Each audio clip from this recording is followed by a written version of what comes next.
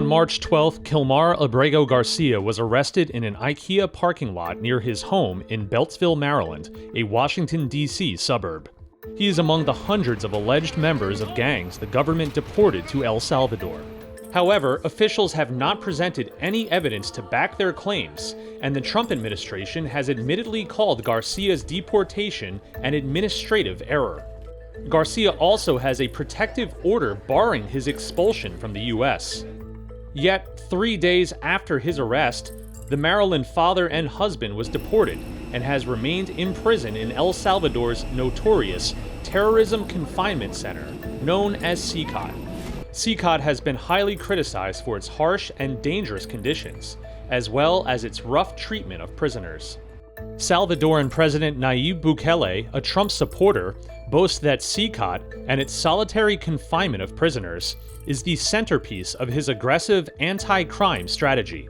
At this mega prison, which houses more than 40,000 inmates, visitation, recreation, and education are not allowed. Each of its 256 cells houses an average of 156 inmates in metal bunks with no mattresses or sheets and only 2 toilets and 2 sinks. Prisoners are restricted to their cells for 23.5 hours a day, with 30 minutes for exercise in a windowless corridor.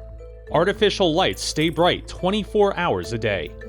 The prison's conditions raise significant legal, ethical, and humanitarian concerns, critics and constitutional experts say.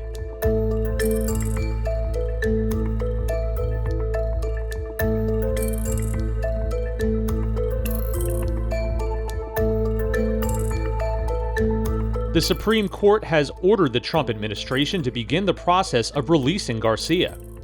However, the Justice Department says it has no authority to return him to the U.S. because he is in a foreign country.